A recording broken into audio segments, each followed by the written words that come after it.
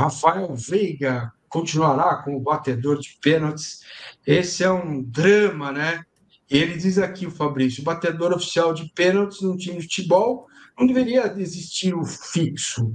O treinador deveria saber quem está melhor, né, para o momento. No caso de domingo, ficou óbvio que o Henrique deveria ter batido.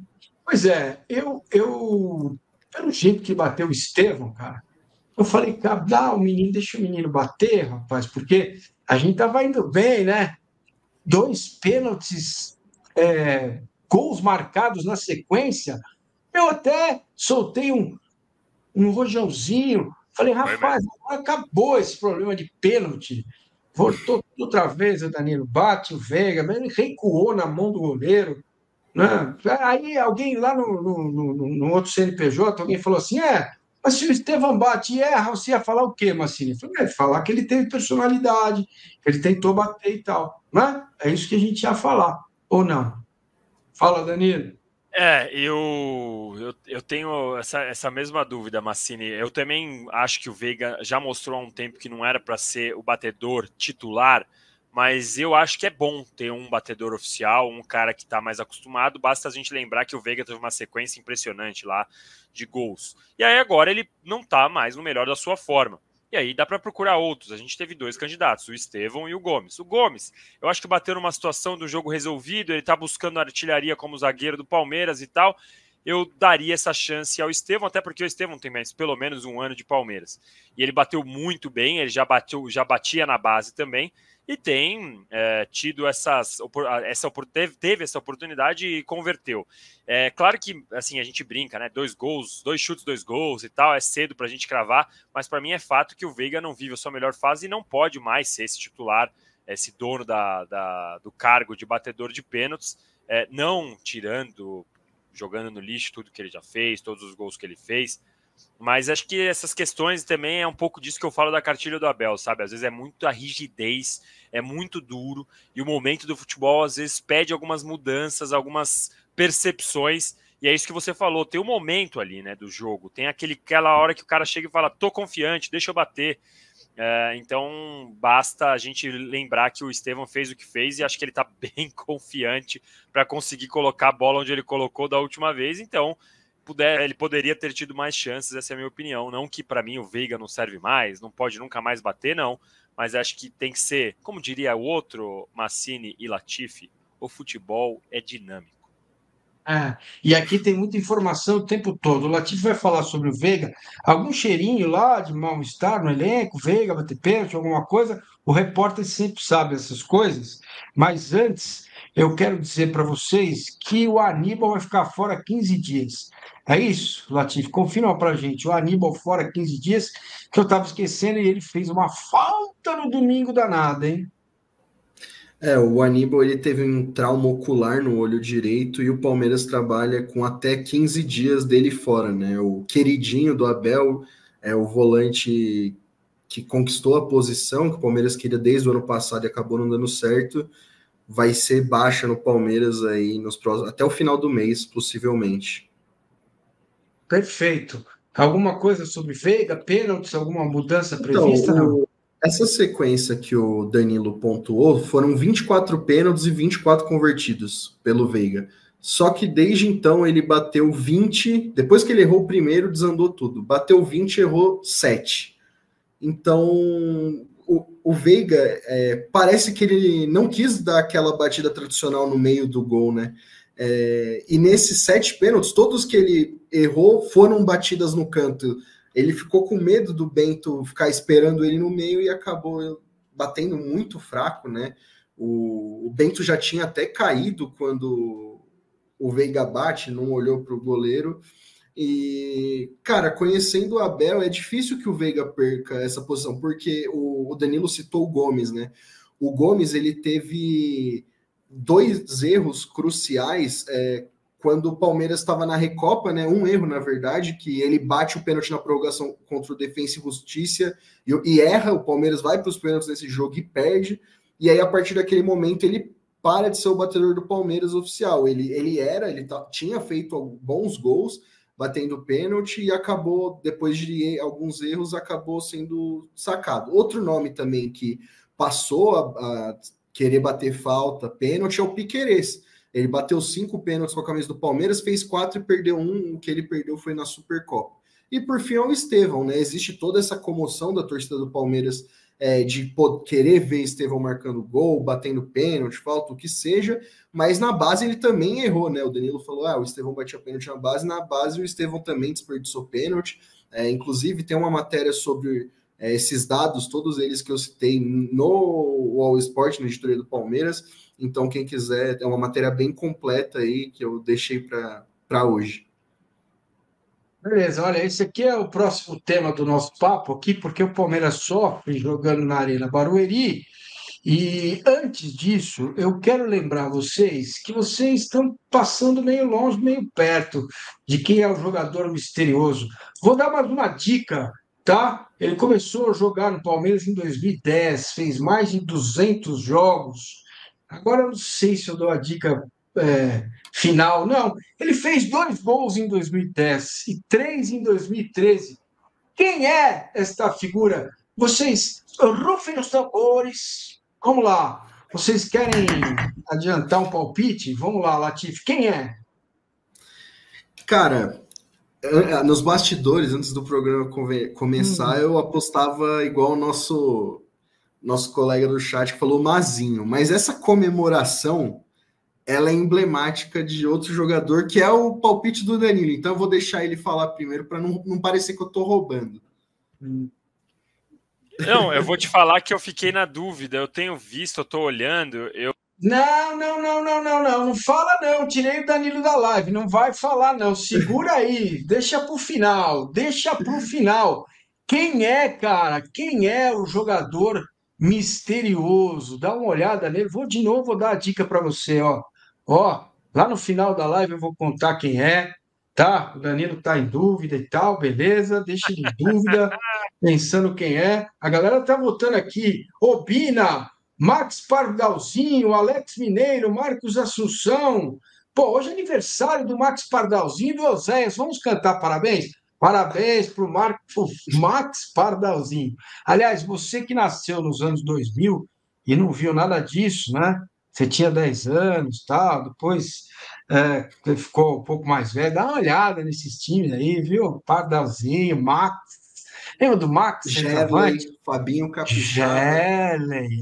Eu vi 2 coisas dessas. Eu vi Tony Gatto, eu vi Darinta. Vocês não viram Darinta, nem Bizu, né? Nem Adalto no meio campo. Ai, cada uma, viu? Cada uma que eu vi. Os caras estão votando aqui. Alex Mineiro, certeza. Oséias, Max Pardalzinho. Votaram até no Márcio Araújo, Márcio Caramujo, Messi Black, diz o Fernando Paranhas. Será? Quem é o jogador misterioso? Ó, tem umas dicas aí da camisa dele, inclusive para você votar. É a última vez que eu coloco a tarja dele aqui. Nós vamos para frente e vamos, no final, decidir, né? Eu vou contar para vocês quem é o jogador misterioso. Mas agora, senhoras e senhores, eu quero perguntar a vocês o seguinte: se você fosse o Abel Ferreira, a pergunta é, vocês estão no chat e vão responder também. O que você faria? Qual seria, se você fosse o Abel Ferreira, a sua dupla de volantes para amanhã? Afinal de contas, amanhã Palmeiras joga contra o Independente Del Valle. E claro, o jogo de domingo foi tão ruim, derrota e tal, que esse jogo me parece que está caminhando meio assim no esquecimento, né? Latif, temos 23 mil ingressos vendidos, é isso? Então, se você fosse o Abel Ferreira, qual time você escalaria nesta quarta-feira? Qual dupla de volantes você escalaria nesta quarta-feira? Fala. Eu acho que uma trinca que funcionou bem no ano passado, em poucos jogos, foi uma jogando com Luan de primeiro volante, Rios e Zé Rafael. Dentre as possibilidades que o Palmeiras tem hoje, essa é uma delas, porque outra opção seria o Fabinho, né, que é um camisa 5 de origem. Só que o Fabinho, ele não fez nem 3 jogos completos nessa temporada. Ele só entrou em 8. Então, Ele não tem muito ritmo de jogo. Então, acho que essa opção com o Luan, que é um jogador que ele é muito elogiado, né, por esses passes longos, por saber sair jogando, é uma boa possibilidade, ainda mais para o Palmeiras que está sofrendo com contra-ataque, né? Então, na minha opinião, deveria ser uma trinca e deixar o ataque parecido com o que foi no final do Brasileiro do ano passado, né? Ano passado foi Endrick e Breno, e dessa vez deixar, sei lá, Flaco e Endrick lá na frente, acho que seria uma opção interessante aí, mas conhecendo a Abel é difícil, viu? É difícil, mas a sua dupla, qual seria a melhor, cara? Não, então, eu abriria mão de um atacante e colocaria 3 no meio, com o Luan fazendo a função de primeiro volante. Com o Luan jogando mais recuado, o Zé e o Rios, porque o Zé, ele saca muito, né, com essa função box-to-box, assim, corre o campo inteiro, então eu acho que ele teria mais liberdade para atacar, e o Rios também. Eu acho que o Rios, ele se destaca muito mais pela sua ofensividade do que pela defesa. Então eu gostaria de ver eles dois mais soltos, assim, com Losango no meio, com Luan, Rios, Zé e Veiga. Acho que seria interessante. Beleza. Bom, a galera está votando aqui. O Douglas manda Fabinho e Zé Rafael. O João Pedro Rios e Zé Rafael. A Lidiane manda Fabinho e Rios. Tem também aqui o Fernando votando Rios e Zé Rafael. O Celso, o Célio votando em Rios e Zé Rafael. A Vanessa Briotto, Zé Rafael e Richard Rios. O que mais? A galera votando aqui nas escalações. E o Lorde já mandou com o meu campo completo, Zé Rios e Luiz Guilherme para amanhã. Bom, a minha dupla de volante teria Zé Rafael e Rios para o jogo de amanhã, porque tem que marcar o Del Valle lá na frente. É o mais provável, né? Pois é o que eu acho que vai acontecer. E você, Danilo? Eu já vou, como a minha dupla é igual a sua, já vou me adiantar aqui. Para mim, eu iria de Zé e Rios, e no meio, Luiz Guilherme. De um lado, Estevão, lá na frente, Endrick, e pronto. É o trio, aí é o trio do bilhão finalmente escalado, já que o Endrick não pode jogar contra o Criciúma, né, o Massini? Então já escala agora, penúltimo jogo do Endrick no Allianz Parque, tem um clima legal. Vamos ver se a torcida do Palmeiras volta a ter motivação para ter mais de 35 mil pessoas no estádio, porque ultimamente os públicos estão muito baixos. Pois é, Dani, esse é um bom tema. É um bom tema para a gente discutir, debater. E acho que já pode partir para o nosso próximo papo aqui. O Abel, cara, veio com essa história aí na coletiva, que a casa dele, que não é Barueri, não sei o que, não sei o que lá. Bom, eu, evidentemente, sou mais velho que vocês e gosto sempre de lembrar que no Palestra Itália, o Parque Antártico antigo, a capacidade era de 30 mil, caiu para 28, chegou a ser 26 mil, tinha um pedaço lá que não podia usar, né? No tempo dos amortecedores no estádio. Se vocês não sabem, tinha o Palestra Itália, tinha amortecedor, o Morumbi também. Boa parte do dinheiro do Denilson vendido à época foi usada para colocar amortecedores gigantes na estrutura da arquibancada do Morumbi. E no Palestra também tinha um pedaço ali que estava cai, não cai, vai cair, vai, meu Deus. Daí botaram lá um amortecedor, né? E a média de público do Palmeiras, gente, ela nunca foi exorbitante. Ela nunca foi grande, cara. 99, por exemplo, Palmeiras e Corinthians abriram a Libertadores do Morumbi com 28 mil pagantes. Em 99, você tinha Edmundo e Evair no ataque, e a média no Palestra Itália foi 19 mil. Então, eu estou pegando esses exemplos para dizer que o fenômeno Allianz Parque levou a média de público lá para cima. E tem algumas razões óbvias. Primeiro é o rating. Então, o cara que paga R$ 145 para assistir o jogo no Gol Norte, se ele faltar mais de 20% dos jogos em 2 meses, ele perde ponto, ele já não consegue entrar. Como é um lugar mais barato, os caras vão em todo jogo. Geralmente o Gol Norte lota rápido, né? É a primeira sessão ali do sócio-torcedor que lota. Você também tem aí mais de 7 mil cadeiras que são do passaporte, que é produto da W Torre, e que esses caras eles têm direito aí ao estádio no Palestra Itália. Ano passado, quando jogou no Morumbi, foi, né?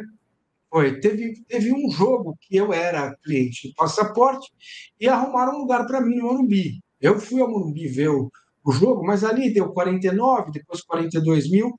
Depois de anos que o Palmeiras não jogava no Morumbi, e era uma curiosidade grande, as pessoas querendo ir ao Morumbi, muito pai levando filho, muito avô levando filho, neto, para mostrar como que era em outros tempos o jogo no Morumbi.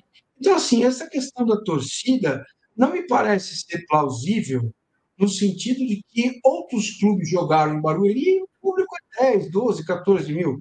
São Paulo PVC usou esse exemplo hoje, eu achei legal. Jogou contra o Juventude em 2022, por exemplo, 2 anos atrás, com 14 mil. O que para mim faz a diferença é o ambiente, cara. O estádio fica gelado lá em Barueri, e neste ponto o Abel tem razão. Agora, o futebol que o time dele jogou, nada tem a ver com o estádio, né? Ele, como ele diz, não tem nada contra o Barueri, né? Fala aí, Murilo. Ou Danilo. Murilo é o Murilo é o nosso zagueirão. Então, eu acho assim, dá para a gente fazer uma pequena relação entre o time jogar um pouco mais na nhaca, quando o estádio está num clima mais pálido, digamos assim. Eu acho que dá. Inclusive, estava vendo um papo do Praz com o Lugano, com o Luiz Fabiano, com o Fábio Santos na ESPN, e aí eles estavam discutindo sobre esse ambiente. Aí o Lugano falou: o Abel Ferreira nunca tem culpa de nada, ele sempre quer falar que a culpa é do outro, aquele jeitão dele. E aí o Praz falou: mas vamos falar a verdade. Não tem alguns estádios que a gente joga na nhaca? E os caras todos falaram: sim, tem alguns estádios que a gente joga na nhaca. E aí eles deram exemplos: Serra Dourada, o outro falou Barradão. Eu achei bem legal esse papo entre eles, como ex-jogadores ali, e já desencanados, sem o medo de serem cancelados pelas declarações e pelas opiniões. Então, assim, eu acho que tem alguns estádios que sim, os caras jogam mais desanimados, que eles jogam mais desligados, que a pressão não é a mesma. Eles até falaram, o Allianz Parque, a Vila Belmiro, os estádios que são mais fechados, normalmente o jogador fica mais ligado. E eu acho que isso faz diferença. Mas, a partir do momento que você é técnico do Palmeiras, você tem que saber que em algum momento o seu time não vai jogar no Allianz Parque. E não dá para usar isso como a única grande justificativa para o seu time cair de produção. Então, o Abel, ele pode falar disso, dá até para reclamar, mas não dá para colocar isso como a tônica das declarações dele, como a única coisa, a única explicação. Ele até falou de uma maneira um pouco mais tímida que o Palmeiras não criou, o Atlético Paranaense foi mais feliz no modelo de jogo. Falou, mas ele falou tanto de Barueri que a gente está discutindo até agora, terça-feira. Então, dá para a gente falar que Barueri é um lugar mais frio? Eu já tive a experiência de ir como torcedor, já tive a experiência de ir como jornalista. Nas duas vezes é sempre muito complicado. Chegar lá, parar o carro, ou se você vai de metrô, é 1,5 km de distância. Para ir embora é muito complicado, fica um baita trânsito na região, não é aquela facilidade de consumir ali uma cervejinha e tal na entrada. Eu sei que não é exatamente a mesma coisa. Então, hoje em dia, o torcedor do Palmeiras, ele pensa nisso, querendo ou não. Então, claro que é uma dificuldade, mas não dá para o Abel ficar batendo nessa tecla. Se você não gosta de Barueri, se você acha ruim Barueri, você tem que achar uma alternativa. Reclamar que quer o Allianz Parque não é algo que vai mudar nada, porque o Palmeiras vai perder o Allianz Parque. Então, trabalhe em alternativas. Pegue um avião da Leila, vai para Ribeirão Preto, pega um busão 3, 4 horas, vai para Araraquara, ou joga no Canindé, joga no 1º de Maio em São Bernardo, joga no Bruno José Daniel em Santo André para 12 mil pessoas, que aí o estádio vai estar lotado. Eu acho que o ambiente faz uma baita diferença, ainda mais para um time que depende muito do mental, Massini. Eu sempre vejo esse Palmeiras dependendo muito da concentração. E aí, quando você está no estádio lotado, é muito mais fácil você estar ligado, concentrado o tempo inteiro. Dito isso, o Abel tem que olhar um pouquinho também para o desempenho em campo e para as convicções que ele tem para o time. Não dá para culpar apenas o estádio. E aí, Latif, conta para nós. Lembrando que a W Torre Entertainment oficialmente me disse que o Palmeiras vai sair mais 2 vezes do Allianz Parque. Contra o Vasco, nesse mesmo, acho que é agora em maio mesmo, né? E contra o Fortaleza em outubro. O Palmeiras tem outras opções, como o Danilo elencou aqui, e é possível fazer algo diferente. Uma coisa que você poderia fazer é você dizer ao sócio torcedor, falar, tem mais 2 jogos, nós vamos jogar em tal lugar. Se você for, esse jogo vai valer 1 ponto a mais no rating, né, para você ter assiduidade, enfim. Tem coisas que é possível, boas coisas, iniciativas que podem ser feitas para melhorar a frequência de público. Mas se melhorar o futebol, cara, vai melhorar, porque Palmeiras e Corinthians jogaram lá, tinha quase lotação completa da Arena Barueri. Também tem isso, Latifi. Acho que a importância do jogo acaba pesando isso também, né? O Palmeiras goleou no meio da semana passada por 5-0, aí no domingo era Dia das Mães ainda. Quem que vai querer ir para Barueri no Dia das Mães acompanhar o Palmeiras, né? Pô, tem esse ponto também. E aí a atuação ruim veio no domingo, reflete no público dessa quarta também, né? Então é meio inevitável. Eu acho que todo mundo já passou por aquela situação no trabalho, independente do que você faz da sua vida, de alguém, do seu chefe chegar para você e falar, pô, vai ter que fazer isso. A impressão que eu tenho é que é assim que o Palmeiras vai para a Arena Barueri, porque não agrada a ninguém essa situação. O Abel já está cansado de falar que não gosta, os jogadores também não gostam. Só que, assim, eu vi um vídeo do nosso colega Danilo Lavieri depois do jogo falando que o Abel tá dando murro em ponta de faca. E é verdade, gente. Enquanto eu jogar na Arena Barueri, não podem me cobrar por títulos. Onde já se viu? Ele já fez isso em outros momentos. Por que agora não? E conhecendo a Leila Pereira como conhecemos, não tem informação, mas não acho que tenha caído muito bem essa declaração dele. E outra... claro que... Desculpa, Não, só para concluir. É claro que na reunião, a Abel vai dizer assim, não, Leila, o que eu quis dizer, Leila, é que, poxa, para tirar um pouco a pressão em cima dos meus jogadores e tal, né? Foi o meu Nelinho que teve a ideia na hora, improvisei, não, né? A história do Nelinho é o consciente dele e tal.